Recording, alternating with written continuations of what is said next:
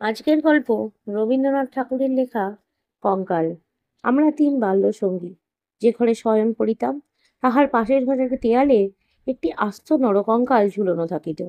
রাতের বাতাসে তাহার হাড়গুলো খট খট শব্দ করিয়া নড়িত। দিনের বেলায় আমাদিগকে সেই হাড় নাড়িতে হইত। আমরা তখন পণ্ডিত মশায়ের নিকট মেঘনাদ বধ এবং ক্যাম্বেল স্কুলের এক ছাত্রের কাছে অস্থিবিদ্যা পড়িতাম। আমাদের অভিভাবকের ইচ্ছা ছিল আমাদিগকে সহসা সর্ববিদ্যায় পারদর্শী করিয়া তুলিবেন। তাহার অভিপ্রায় কতদূর সফল হইয়াছে, যাহারা আমাদিগকে জানেন তাদের নিকট প্রকাশ করাই বাহুল্য, যাহারা জানেন না তাদের নিকট গোপন করাই শ্রেয়। তাহার পর বহু কাল অতীত হইয়াছে। ইতিমধ্যে সেই ঘর হইতে কঙ্কাল এবং আমাদের মাথা হইতে অস্থিবিদ্যা কোথায় স্থানান্তরিত হইয়াছে অন্বেষণ করিয়া জানা যায় না। অল্পদিন হইল একদিন রাতে কোনো কারণে অন্যত্র স্থানভাব হওয়াতে আমাকে সেই ঘরে শয়ন করিতে হয়। অনভ্যাসবশত ঘুম হইতেছে না। এপাশ ওপাশ করিতে করিতে গির্জার করিতে বড় বড় ঘণ্টাগুলো প্রায় সবকটা বাজিয়া গেল। এমন সময় ঘরের কোণে যে তেলের শেষ জ্বলিতেছিল সেটাও প্রায় মিনিট পাঁচেক ধরিয়া খাবি খাইতে খাইতে একেবারে নিভিয়া গেল। ইতিপূর্বেই আমাদের বাড়িতে দুই একটা দুর্ঘটনা ঘটিয়াছে, তাই এই আলো নেবা হইতে সহজেই মৃত্যুর কথা মনে উদয় হইল। মনে হইল এই যে রাত্রির দুই প্রহরে একটি দীপশিখার চিরান্ধকারে মিলিয়া গেল, প্রকৃতির কাছে ইহাও যেমন, আর মানুষের ছোট ছোট প্রাণশিখাও কখনো দিনে কখনো রাতে হঠাৎ নিভিয়া বিস্মিত হইয়া যায়, তাহাও তেমনি। ক্রমে সেই কঙ্কালের কথা মনে পড়িল। তাহার জীবিতকালের বিষয় কল্পনা করিতে করিতে সহসা মনে হইল একটি চেতন পদার্থ অন্ধকারে ঘরের দেওয়ালে হাতড়াইয়া আমার মশারির চারিদিকে ঘুরিয়া ঘুরিয়া বেড়াইতেছে। তাহার ঘন ঘন নিঃশ্বাসের শব্দ শোনা যাইতেছে। সে যেন কি খুঁজিতেছে, পাইতেছে না, এবং দ্রুততর বেগে ঘরময় প্রদক্ষিণ করিতেছে। নিশ্চয় বুঝিতে পারিলাম সমস্তই আমার নিদ্রাহীন উষ্ণ মস্তিষ্কের কল্পনা, এবং আমারই মাথার মধ্যে ভো ভো করিয়া যে রক্ত ছুটিতেছে তাহাই দ্রুত পদশব্দের মতো শুনিতেছি। তো কিন্তু তবু গা ছমছম করিতে লাগলো। জোর করিয়া এই অকারণের ভয় ভাঙিবার জন্য বলিয়া উঠিলাম, কেউ? পদশব্দ আমরা আমার মশারির কাছে আসিয়া থামিয়া গেল। একটা উত্তর শুনিতে পাইলাম, আমার সেই কঙ্কালটা কোথায় গেছে তাই খুঁজিতে আসিয়াছি। আমি ভাবিলাম নিজের কাল্পনিক সৃষ্টির কাছে ভয় দেখানো কিছু নয়। পাঁচ বালিশটাকে সবলে আঁকড়াইয়া ধরিয়া চিরপরিচিতের মতো অতি সহজ সুরে বলিলাম, এই দুপুর রাতে বেশ কাজটি বাহির করিয়াছ, তা সে কঙ্কাল এখন আর তোমার আবশ্যক? অন্ধকারে মশারির অত্যন্ত নিকট হইতে উত্তর আসিল, বল কি? আমার বুকের হাড় যে তাহারই মধ্যে ছিল, আমার 26 বছরের যৌবন যে তাহার চারিদিকে বিকশিত হইয়াছিল, একবার দেখিতে ইচ্ছা করে না? আমি তৎক্ষণাৎ বলিলাম, হ্যাঁ, কথাটা সঙ্গত বটে।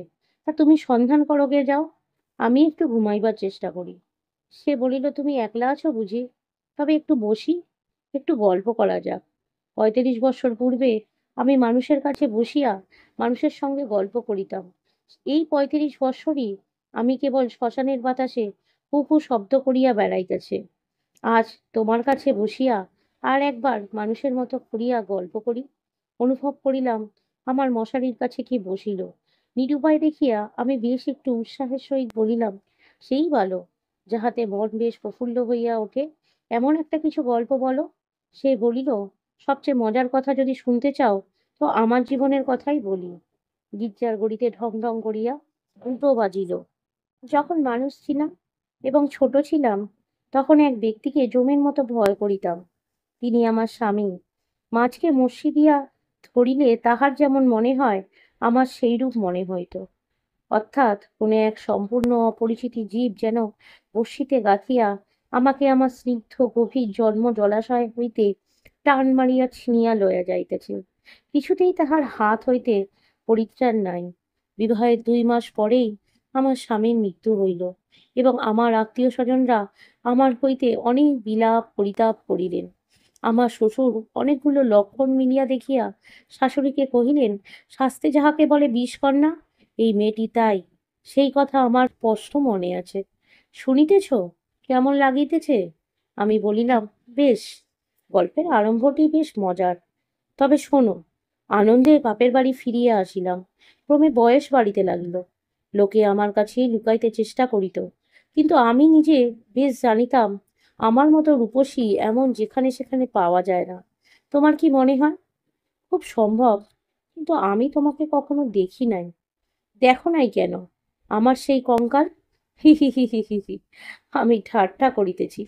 তোমার কাছে কি করিয়া প্রমাণ করিব যে সেই দুটো শূন্য চক্ষু কোটরের মধ্যে বড় বড় টানা দুটি কালো চোখ ছিল, এবং রাঙা ঠোঁটের উপরে যে মৃদু হাসিটুকু মাখানো ছিল, এখনকার অনাবৃত দন্তসার বিকট হাস্যের সঙ্গে তার কোনো তুলনাই হয় না।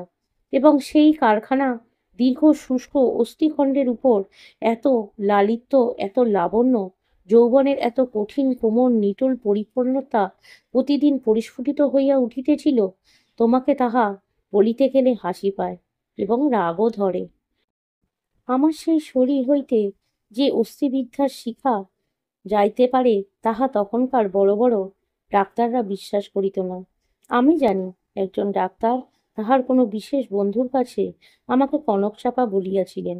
তাহার অর্থ এই, পৃথিবীর আর সকল মনুষ্যই অস্থিবিদ্যা এবং শরীরতত্ত্বের দৃষ্টান্তের স্থল ছিল। কেবল আমিই সৌন্দর্যরূপী ফুলের মতো ছিলাম। কনকচাপার মধ্যে কি একটা কঙ্কাল আছে?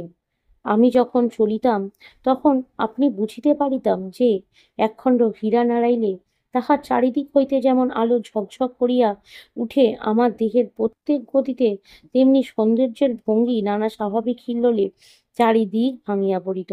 আমি মাঝে মাঝে অনেকক্ষণ ধরিয়া নিজের হাত দুখানি নিজেই দেখিতাম।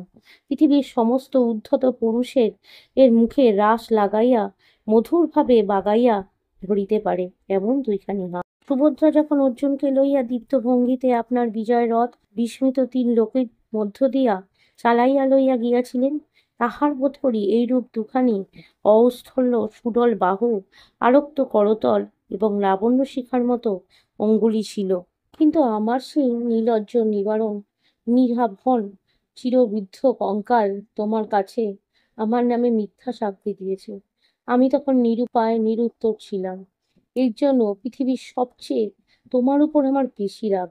ইচ্ছা করে তোমার সেই 16 বৎসরের জীবন্ত যৌবনতাপে উত্তপ্ত আরক্তিম রূপখানি একবার তোমার চোখের সামনে দাঁড় করায়।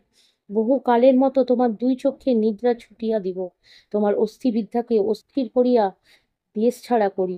আমি বলিলাম, তোমার গা যদি থাকিত, গা ছুঁইয়া বলিতাম যে বিদ্যার লেশমাত্র আমার মাথায় নাই, আর তোমার সেই ভুবনমোহন পুনর্যৌবনের রূপ রজনীর অন্ধকার পটের উপরে জাজল্যমান হইয়া ফুটিয়া উঠিয়াছে, আর অধিক বলিতে হইবে না। আমার কেহ সঙ্গিনী ছিল না। দাদা প্রতিজ্ঞা করিয়াছিল বিবাহ করবেন না। অতঃপর আমি একা বাগানের গাছতলায় আমি একা বসিয়া ভাবিতাম, সমস্ত পৃথিবী আমাকেই ভালোবাসিতেছে, সমস্ত তারা আমাকে নিরীক্ষণ করিতেছে, বাতাস ছল করিয়া বারবার দীর্ঘ নিঃশ্বাসে পাশ দিয়া চলিয়া যাইতেছে, এবং যে তৃণাসনে পা দুটি মিলিয়া বসিয়া আছি, তাহার যদি চেতনা থাকিত, তবে সে পুনর্বার অচেতন হইয়া যাইত। পৃথিবীর সমস্ত যুবা পুরুষ ওই তৃণপুষ্প রঞ্জরূপে দল বাঁধিয়া নিস্তব্ধে আমার চরণবর্তী হইয়া দাঁড়িয়াছে। এই রূপ আমি কল্পনা করিতাম। হৃদয়ে অকারণে কেমন বেদনা অনুভব হইত। দাদার বন্ধু শশীশেখর যখন মেডিকেল কলেজ হইতে পাশ করিয়া আসিলেন, তখনই তিনি আমাদের বাড়ির ডাক্তার হইলেন। আমি তাহাকে পূর্বে আড়াল হইতে অনেকবার দেখিয়াছি। দাদা অত্যন্ত অদ্ভুত লোক ছিলেন। পৃথিবীটাকে যেন ভালো করিয়া চোখ মেলিয়া দেখিতেন না। সংসারটা যেন তাহার পক্ষে যথেষ্ট ফাঁকা নয়। সেই জন্য সরিয়া সরিয়া একবার প্রান্তে গিয়া আশ্রয় লইতেছেন। তাহার বন্ধুর মধ্যে এক শশীশেখর। এর জন্য বাইরের যুবকের মধ্যে আমি এই শশীশেখরকেই সর্বদা দেখিতাম, এবং যখন আমি সন্ধ্যাকালে পুষ্পতরিতলে সাম্রাজ্ঞীর আসন গ্রহণ করিতাম, তখন পৃথিবীর সমস্ত পুরুষ জাতি শশীশেখরের মূর্তি ধরিয়া আমার চরণাগত হইত। শুনিতেছ, কি মনে হইতেছে? আমি স্বনিশ্বাসে বলিলাম, মনে হইতেছে শশীশেখর হইয়া জন্মিলে বেশ হইত। আগে সবটা শোনো। একদিন বাদলার দিনে আমার জ্বর হইয়াছে। ডাক্তার দেখিতে আসিয়াছে। সেই প্রথম দেখা। আমি জানলার দিকে মুখ করিয়াছিলাম। সন্ধ্যার লাল আভাটা পড়িয়া রুগ্ন মুখের বিপন্নতা যাহাতে দূর হয়। ডাক্তার যখন ঘরে ঢুকিয়া আমার মুখের দিকে একবার চাহিলেন, তখন আমি মনে মনে ডাক্তার হইয়া কল্পনায় নিজের মুখের দিকে চাইলাম। সেই সন্ধ্যালোকে কোমল বালিশের উপর একটি ঈষৎক্লিষ্ট কুসুম পেলব মুখ, অসংযমিত চূর্ণ কুন্তল ললাটের উপর আসিয়া পড়িতেছে, কিন্তু লজ্জায় আনমিত বড় বড় চোখের পল্লব কপালের উপর ছায়া বিস্তার করিতেছে। ডাক্তার নম্র মৃদুস্বরে দাদাকে বলিলেন, একবার হাতটা দেখাতে হইবে। আমি গাত্রবর্ণের ভিতর হইতে ক্লান্ত সুবল হাতখানি বাহির করিয়া দিলাম। একবার হাতের দিকে চাহিয়া দেখিলাম, যদি নীলবর্ণ কাচের চুড়ি পরিতে পারিতাম তো আরো বেশ মানাইত। রোগীর হাত লইয়া নাড়ি দেখিতে ডাক্তারের এমন ইতস্তত ইতিপূর্বে কখনো দেখি নাই। অত্যন্ত অসংলগ্নভাবে কম্পিত অঙ্গুলিতে নাড়ি দেখিলেন। তিনি আমার জ্বরের উত্তাপ বুঝলেন। আমিও তাহার অন্তরের নাড়ি কিরূপ চলিতেছে কতটা আভাস পাইলাম। বিশ্বাস হইতেছে না। আমি বলিলাম, অবিশ্বাসের কোনো কারণ দেখিতেছে না। মানুষের নাড়ি সকল অবস্থায় সমান চলে না। কালক্রমে আরো 2-4বার রোগ ও আরোগ্য হইবার পরে দেখিলাম, আমার সেই সন্ধ্যাকালের মানস সভায় পৃথিবীর কোটি কোটি পুরুষ সংখ্যা অত্যন্ত হ্রাস হইয়া ক্রমে একটিতে আসিয়া ঠেকিল। আমার পৃথিবী প্রায় জলশূন্য হইয়া আসিল। জগতে কেবল একটিই ডাক্তার এবং একটি রোগী অবশিষ্ট রইল। আমি গোপনে সন্ধ্যাবেলায় একটি বাসন্তী রঙের কাপড় পরিতাম। ভালো করিয়া খোপা বাঁধিয়া মাথায় একগাছি বেলফুলের মালা জড়াইতাম। একটি আয়না হাতে লইয়া বাগানে গিয়া বসিতাম। কেন, আপনাকে দেখিয়া কি আর পরিতৃপ্তি হয় না? বাস্তবে কি হয় না? কেননা আমি তো আপনি আপনাকে দেখিতাম না। আমি তখন একলা বসিয়া 2জন হইতাম। আমি তখন ডাক্তার হইয়া আপনাকে দেখিতাম, মুগ্ধ হইতাম এবং ভালোবাসিতে এই এবং আদরও করিতাম। অথচ প্রাণীর ভেতরে একটা দীর্ঘ নিঃশ্বাসে সন্ধ্যা বাতাসের মতো কু কু করিয়া উঠিত। সেই হইতে আমি আর একলা ছিলাম না। যখন চলিতাম নতনেত্রে চাহিয়া দেখিতাম পায়ের আঙ্গুলগুলি পৃথিবীর উপরে কেমন করিয়া চলিতেছে এবং ভাবিতাম, এই পদক্ষেপে আমাদের নতুন পরীক্ষণোত্তীর্ণ ডাক্তারকে কেমন লাগলো। মধ্যাহ্নে জানলার বাহিরে ঝাঁ ঝাঁ করিত। কোথাও সারা শব্দ নাই। মাঝে মাঝে এক একটা চিল অতি দূর আকাশে শব্দ করিয়া উড়িয়া যাইত এবং আমাদের উদ্যান প্রাচীরের বাহিরে খেলনাওয়ালা সুর করিয়া চাই খেলনা চাই, চুড়ি চাই করিয়া ডাকিয়া যাইত। আমি একখানি ধবধবে চাদর পাতিয়া নিজের হাতে বিছানা করিয়া শয়ন করিতাম।